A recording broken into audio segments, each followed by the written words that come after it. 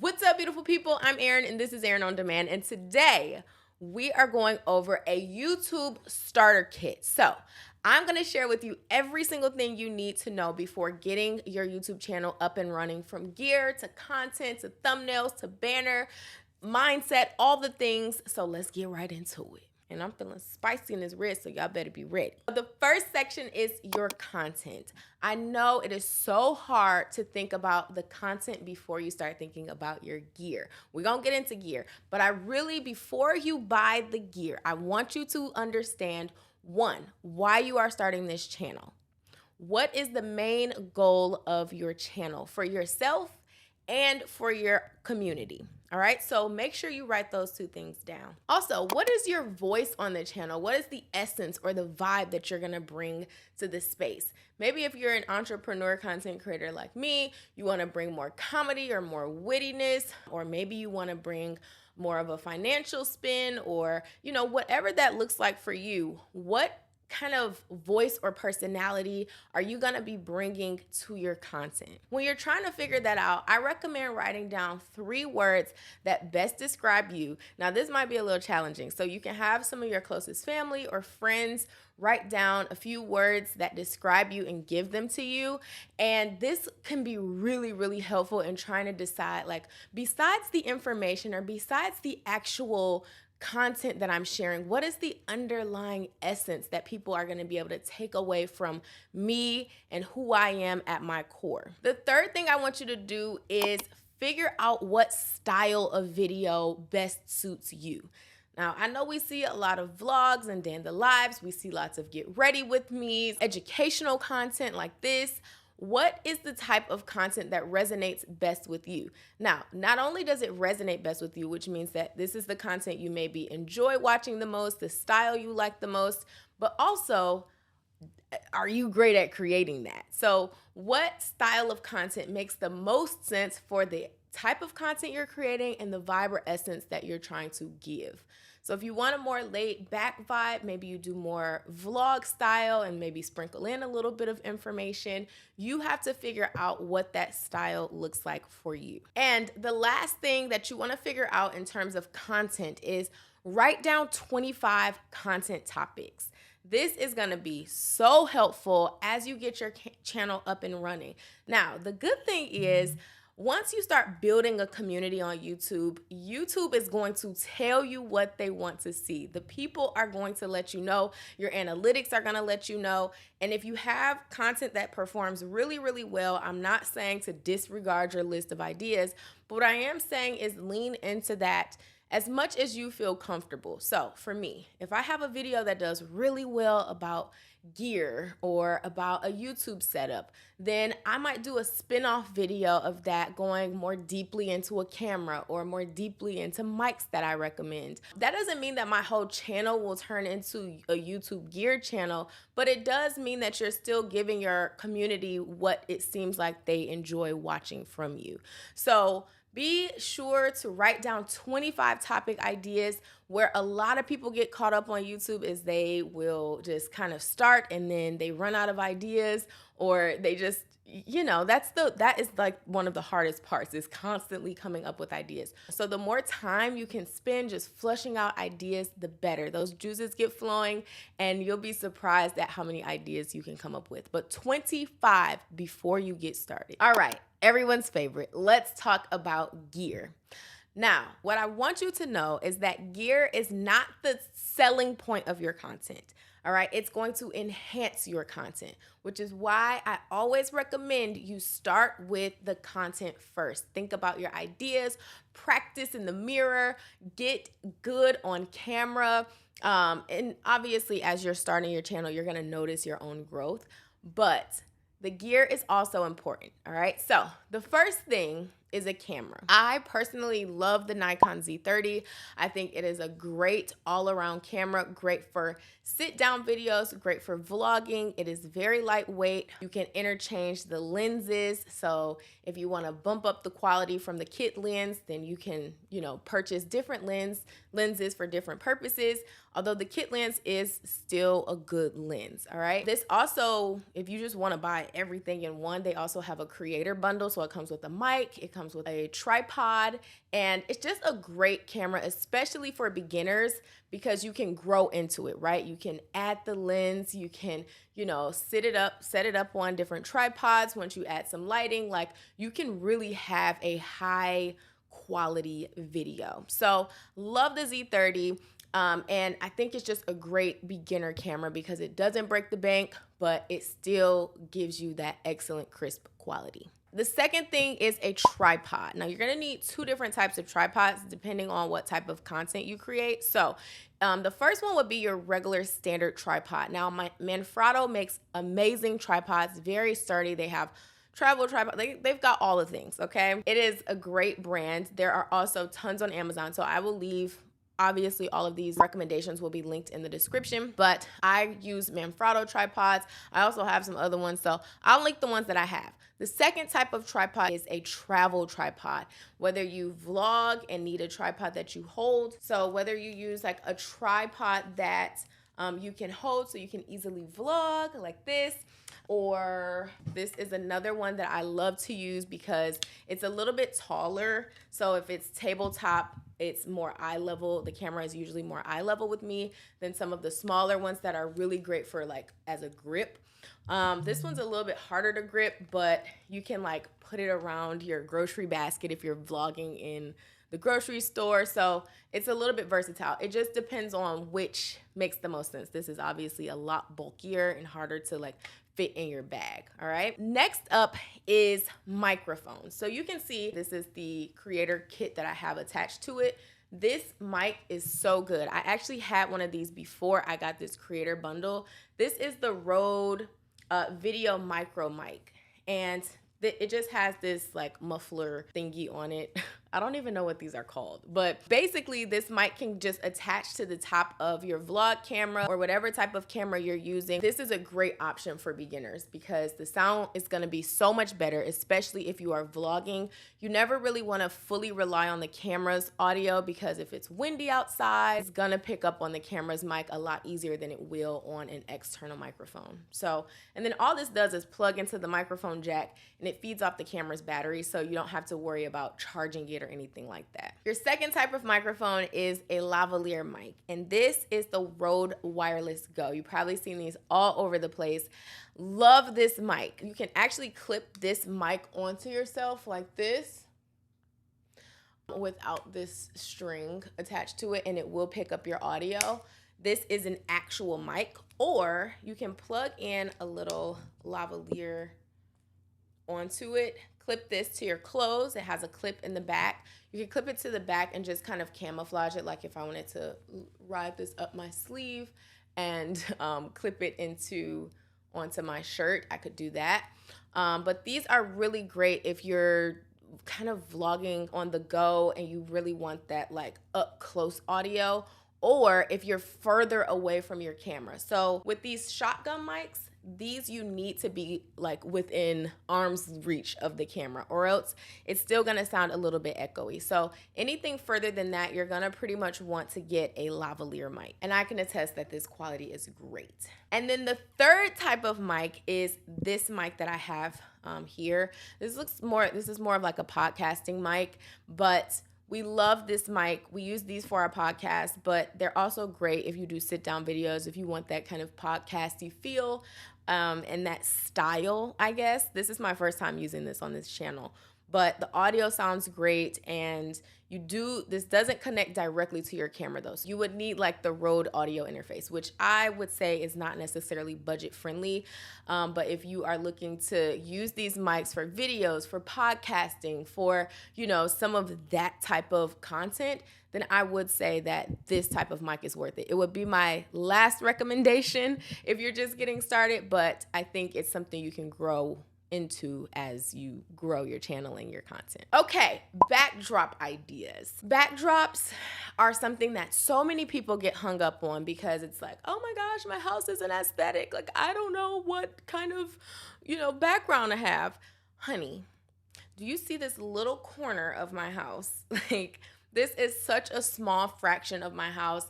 When I lived with my parents and I was creating content, I would not say that they necessarily had the most aesthetic house to the aesthetic standards of Instagram/social media today.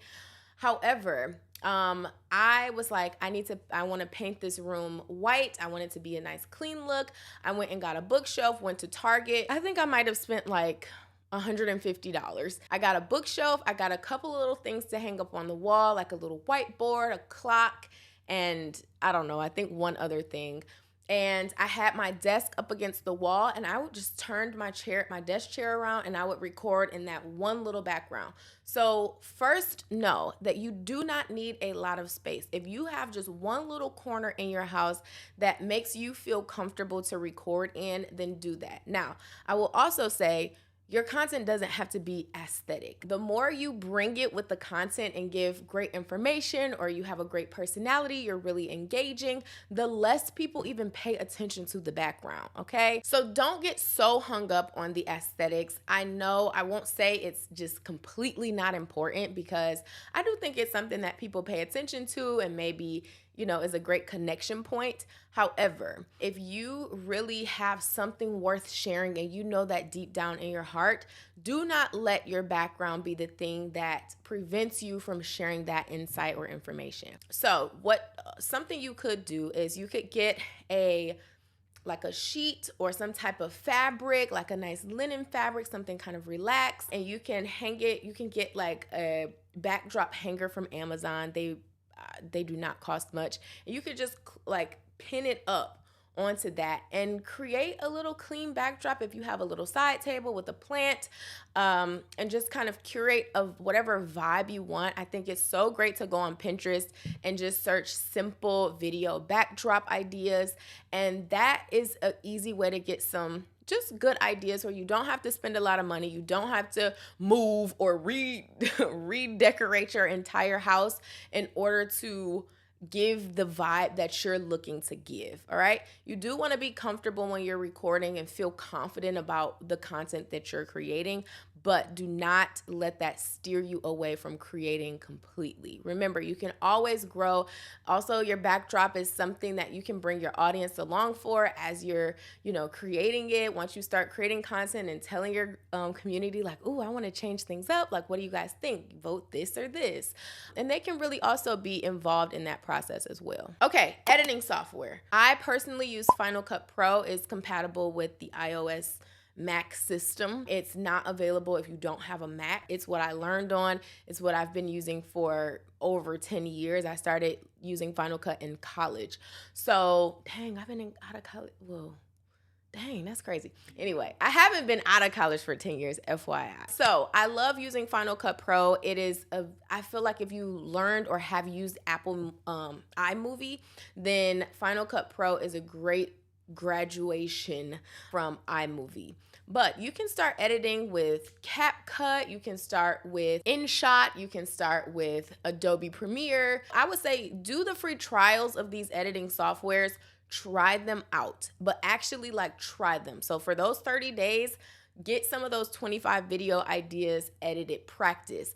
The thing about editing is that you are going to have to practice in order to get faster. So don't let that first few times where it takes you 3 or 4 hours to edit one YouTube video discourage you, because as you continue to do it, you're going to get faster and faster and faster. Next up is your banner. This is something that you're going to need once you start on YouTube. So when designing your banner, you want the banner to, for one, exude your vibe, but you also want it to share some type of insight on the type of content that you create on your channel. So before, I used to say you need to have when you're gonna upload and what type of content and all of these different things. I don't think you need all of that on your banner anymore. I feel like a few pictures of yourself, or even if you don't even have any pictures of yourself in your banner, as long as it gives the essence of you, I think that is a banner well done. So I actually just recently changed my banner, added some more photos of myself with me and my dog and my husband, like me and my work element, me and my play element. just trying to kind of take the stuffiness away, I guess, which was very in a couple of years ago, making everything look so professional and crisp and using all these professional photos for it. I think now it can be a lot more relaxed. And when it comes to designing it, you just want to make sure YouTube has a banner ratio, aspect ratio, because when you're looking at your YouTube channel from your phone versus an iPad versus a laptop versus a television, that banner is going to look very different. It's going to be stretched out way more on a TV than on your phone. So you want to make sure that all of the important information is condensed, and they actually have a template where you can do margins, and I will show you how to put those margins in Canva so you don't have to worry about constantly going and reformatting those sizes when you make your banner. So I will show you that on Canva right now. Okay, so when you're ready to create your banner, you're gonna go to canva.com and then create design. They already have a YouTube banner template. You wanna make sure the most important information is in the center where all of the devices will be able to see the information. So what you want to do is Google YouTube banner margins. This is the one that Google provides, so I just use this one. There's a whole bunch of them though, so you'll be able to grab whichever one you want and then import it into Canva. So I already have it in here. I'm just going to go to my uploads and search template, and it's already in here. So what I'm going to do is make this the full screen. And then I'm going to grab the margins and place the margins where they need to go. So that way I don't have to keep this on my screen, but I'll know where the safe zone is. And you can put margins at all of these points. I feel like as long as you're mainly in this text safe area, you're good. Just make sure that this background color is a color or, on brand, so that if somebody is watching TV, on TV, then they can see this part, but they can also, it's not like something random around your text safe area that just doesn't align with your brand. Because a lot of people do watch YouTube on TV. So then what you're going to do is just click that and delete it out. And then you'll know to stay within these 4 lines, this square right in the center. Canva does have a lot of templates in here that you can play around with, but see how this goes outside of those margins. So what you may want to do is make these a little bit smaller and make sure they're in that text safe zone, keeping that same vibe that you may want. And then putting the more important information inside of your banner, but you may want to still keep all of this for if someone is watching it on TV. I would probably put this somewhere inside of this box. But yeah, you're going to have to play around with the Canva templates because they don't follow the margins necessarily. They just kind of, if you upload without using the margins, when you go on your phone or on different devices, you'll notice that a lot of your banner is cut off. So it's definitely important to follow this template. All right, once you've got your banner down, now you've got your gear, you've got 25 content ideas, you know the essence and the vibe of your channel and the goal of your channel. Now you need to make the thumbnails. I have 2 big recommendations when it comes to thumbnails. The first one is find a style and stick to it.